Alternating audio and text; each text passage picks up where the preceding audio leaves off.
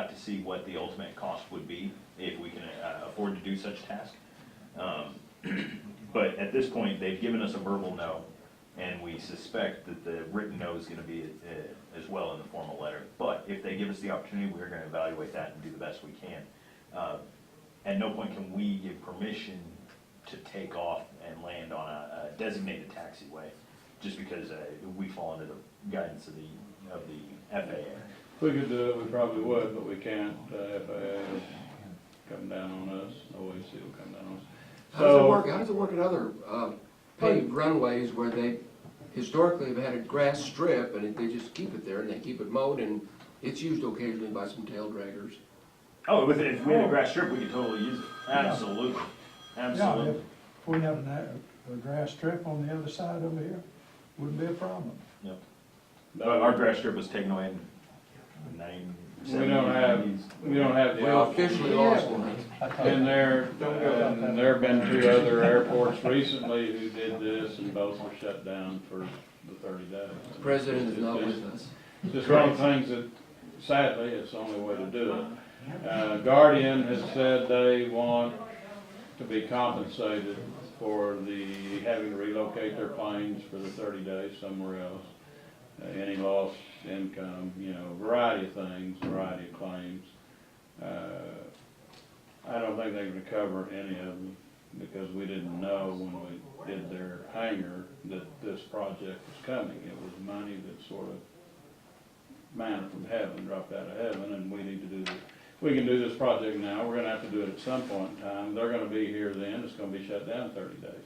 They were renting a hangar before they built their hangar. They were gonna be shut down for 30 days renting their hangar. So I really don't think they have any basis to recover anything.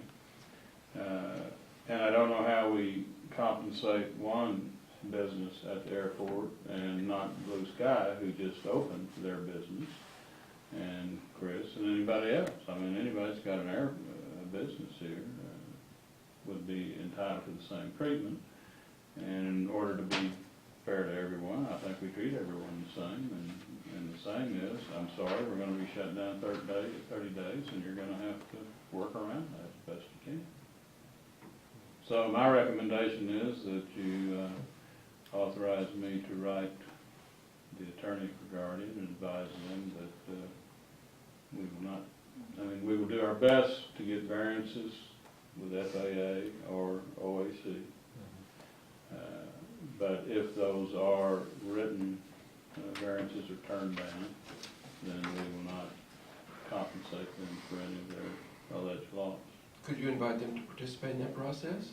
If they want to get aggressive, they get aggressive with the FAA. Yeah, we're happy for them to participate in it. I think they'd like to participate in it, but They have come to a prior board meeting in the fall, is when we had the discussion that they requested with the engineers and sitting down and discussing it. And we thought everything had left amicably, and then we received the second. I got a letter from the law firm in Oklahoma City. But the real point of inflexibility is not with us, it's with the FAA not giving us the little variance so we can take light planes off of the taxi. We do anything within reason at the airport to help them, we would try to do, as we would with any other business at the airport.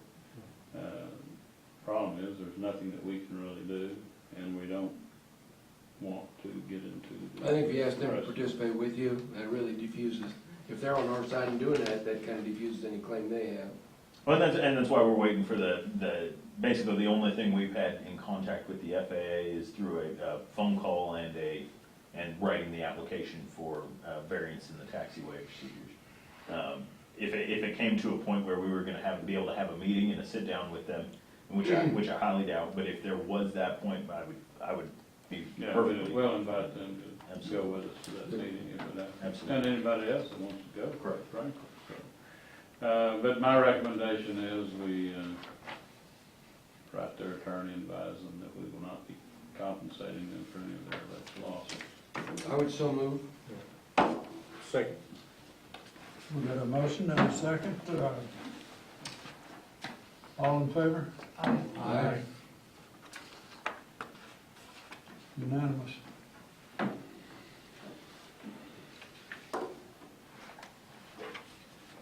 Item number 10, discussion and consideration of the Blue Skies Flight School gate entrance.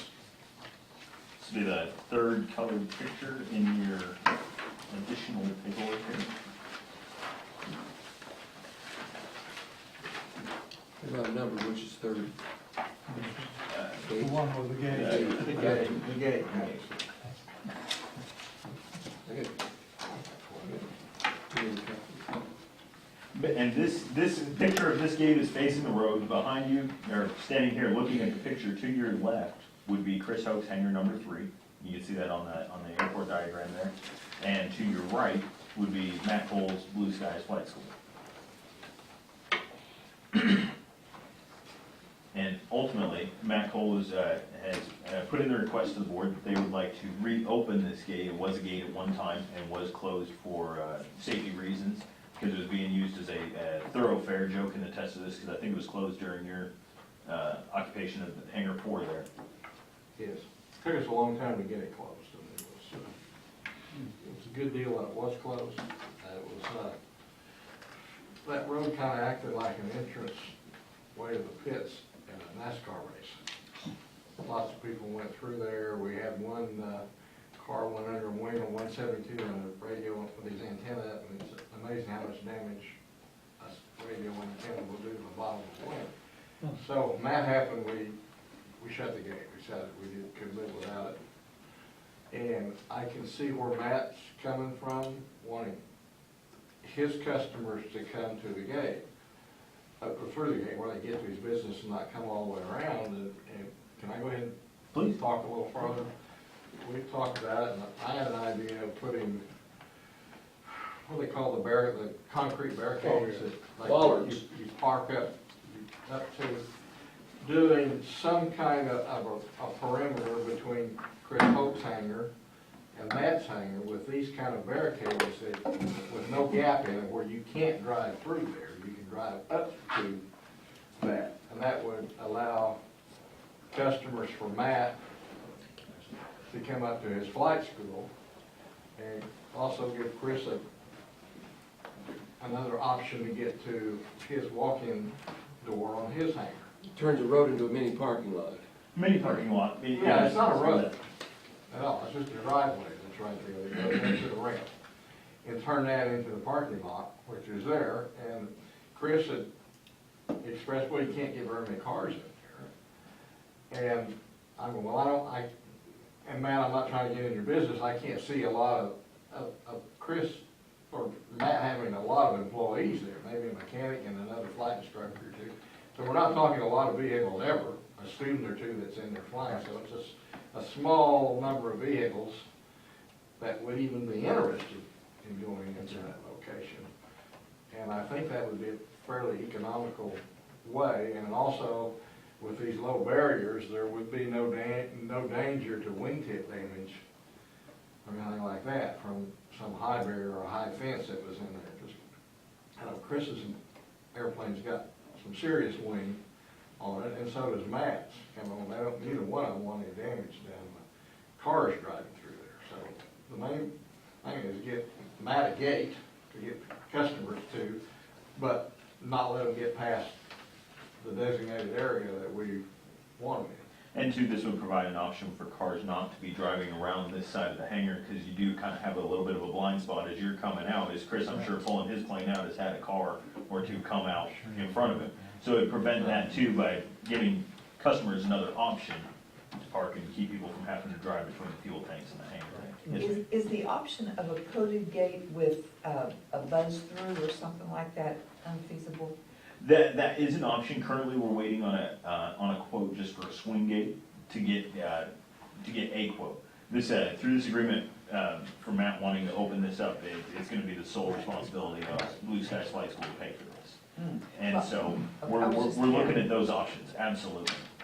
If the employees had a code and there was a speaker where a student could drive up and say, okay, it's me, and you buzz them in. I think this way, by opening it up, it would be only open during business hours when you have a representative of Blue Skies Flight School there, or if Chris came through, he would have the code also to be able to get through there. The airport would have the code to be able to open that up if we needed a fire entrance. So tonight, we either table it, or we say, go ahead and make a plan, and then we approve the plan later. You could take either of those two options, or you could approve it to be able to put the gate in there. I mean, right now, the plan is you could say approve to put a gate with, protection from barriers to be able to not allow cars full access through onto the, airside ramp. Yeah, but easy thing too, have a sign made that goes out on the fence that says no through traffic, No through traffic. light school traffic only, you know? Well, I would make a motion that we would proceed with this, with you making up a plan and bring it back in a month, and we'll, if that looks good, we'll do it. But let's proceed with a concrete plan as to what the steps are. I'll argue that, or making a plan and coming back later. I mean, he's opening a new business, he's looking for customers, and all of a sudden, we're into 2 months, and Matt finally gets his gate. I'll withdraw my motion, you make another one. Do you have any And I want to hear problem? from Chris Hope too on this too. And I haven't been able to visit, it's been a short notice on it, but, Well, would you two get together, and if you don't mind, a month? yeah, Well, that you would know, probably be better. we'll go with Roger's We would have motion. to talk about it. Okay. Yeah, absolutely. But, Okay. and I didn't know who was funding it, how all that worked, but if either they open all day so they could come in and out with the barriers, or a coded to where you Right. give your, just like down there, your students the Sure. code. It opens, it closes, and that's how it used to be when it had the swing. We had clickers and we just give them to people that needed the clickers. Hmm. Yeah. But, Yeah, to just give a handful of your people, sure. open and close it, and then for emergency trucks, it would be all, there wouldn't be a barrier. So you could get an ambulance, or you could get a fire in an emergency through there. If you had the barriers, that might be. I like the idea of the barriers. Well, and they're only 4-inch barriers. A fire truck would have no problem being able to, Bounce over that. climb over it, I would imagine. Oh, I was thinking of those. The Jersey barriers. Security where you can't run a terrorist through type thing. And I think, Jersey barrier. Right. I think the idea that I had pitched was the low ones, but I mean, this can all be stuff where Matt and Chris, and we can all get together and sit down and talk, and we can come up with a plan and bring it back next meeting if you'd like. So you're just trying to prevent people from speeding around too fast then? You know, Is it- they don't need to be driving through that. Okay. So leave it open all day long with That would be up to some Actually, speed bumps. actually, what you've done is just building a parking lot, ready. An inside parking lot. An inside parking lot is it, which wouldn't matter whether it's open or not, unless your hangar is right there. So if you've got a problem, just now. Ideally, we'd like to have that closed, just because that'd be an entrance into the airfield, so we'd like that closed at Yeah, night. secure perimeter, no motorcycles or bicycles or pedestrians, basically. Well, then you wouldn't need a code. All you need is a chain and open it in the morning, Right. swing it open. Well, I'll resubmit my motion, and would ask that we have some specifics as to who has access, We could, who's gonna pay for it, security be the and just some specifics about emergency access, or whether we're gonna do emergency access through the coded gate and the gate here next to the terminal. So your motion is for a plan. Yeah. So we're on, Joe, we're good on that? Or if you want, you can just table it, we'll bring it back next time. We're gonna need a plan. As long as Chris and Matt get their heads together and they're both happy with what, because I think my big concern is I don't want people driving through that gate